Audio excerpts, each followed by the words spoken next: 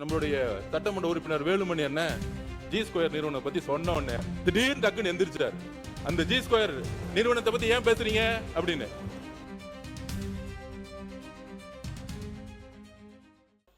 மாண்புமிகு பேரவைத் தலைவர் அவர்களே,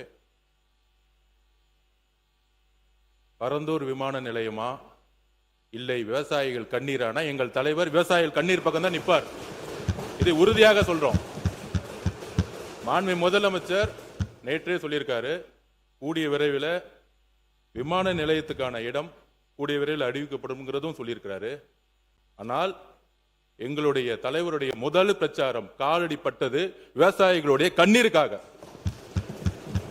விவசாயத்திற்காக குரல் கொடுக்கும் சொல்லக்கூடிய டெல்டாவில் பிறந்தவர்கள் நாங்கள் சொல்லக்கூடியவர்கள் பரந்தூருடைய விவசாயிகளுக்கு எதிராக, பரந்தூர் மட்டுமல்ல, திருவண்ணாமலையில் மேல்மா விவசாயிகளுக்காக குண்ட சட்டம் போட்டது திமுக.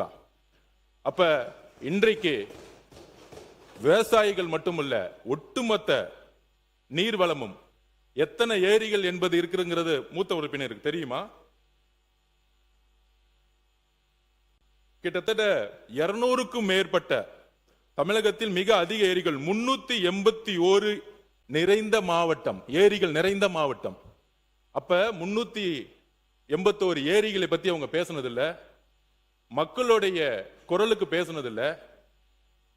நேற்றே தெளிவா சொல்லியாச்சு. சென்னை விமான நிலையத்துடைய இன்னைக்கு இருக்கக்கூடிய பங்கு என்ன, அதை அடுத்த லெவல்ல கொண்டு போறதுக்கான அரசினுடைய நிலைப்பாடு என்ன, எல்லாம் சொல்லியாச்சு.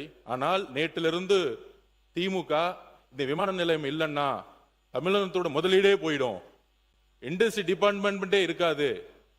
முன்னாள் அமைச்சராக இருக்கக்கூடிய இண்டஸ்ட்ரி மினிஸ்டர் திமுக எல்லாரும் சொல்றாங்க.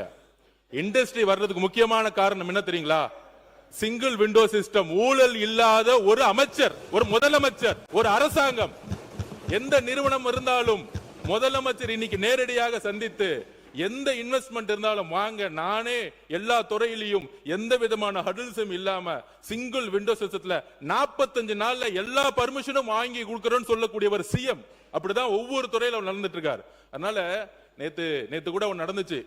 இதே அண்ணன் ஆஸ்டின் தான் நம்மளுடைய சட்டமன்ற உறுப்பினர் வேலுமணி என்ன ஜி ஸ்கொயர் நிறுவனம் பத்தி சொன்ன உடனே திடீர்னு டக்குன்னு எந்திரிச்சார். அந்த ஜி ஸ்கொயர் நிறுவனத்தை பத்தி ஏன் பேசுறீங்க அப்படின்னு. மாண்புமிகு முதலமைச்சருக்கு நாங்கள் கோரிக்கை வைக்கிறோம். இந்த பரந்தூர் விமான நிலையம் பண்ணும் பொழுது டிபிஆர் ப்ராஜெக்ட் அரசுக்கு மட்டும்தான் தெரியும். டீடைல் ப்ராஜெக்ட் ரிப்போர்ட் அரசுக்கு மட்டும் தெரியும்.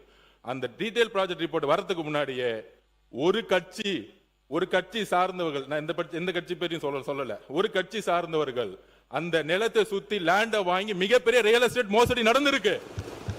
அதை ரிஜிஸ்ட்ரேஷன் டிபார்ட்மெண்ட்ல சொல்லி அந்த ரியல் எஸ்டேட் மோசடி, இந்த பரந்தூர் விமானம் எதுக்காக உருவாக்கப்பட்டதுன்னா இந்த ரியல் எஸ்டேட்டுக்காக தான். அப்ப இதை நாங்கள் பதிவு செய்கிறோம்.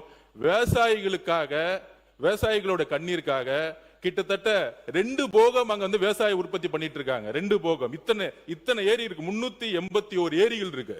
இதுக்காக விவசாயிகள் பக்கம் நிக்கிறதுக்காக தான் இது கேன்சல் செய்யப்பட்டது. தவிர இதுல எங்களுக்கு எந்த விதமான அரசியல் உள்ளிடும் எழுதி வச்சு கொள்ளுங்கள். 5 வருஷம் கழிச்சு வெள்ளை அறிக்கை நாங்க உரத்துக்கு ரெடி. உங்களோட 10 மடங்கு இங்க பொருளாதாரம் வந்திருக்கும். ஏனால் ஊழல் இல்லாத ஒரு ஆட்சி எங்களோட முதலமைச்சர் கொடுப்பாரு. இதற்காக எல்லா இண்டஸ்ட்ரியும் வரும். 45 நாள் 60 நாளுக்குள்ள சிங்கிள் விண்டோ சிஸ்டத்தை முதலமைச்சர் உருவாக்கி இருக்காங்கிறத பதிவு பண்றோம்.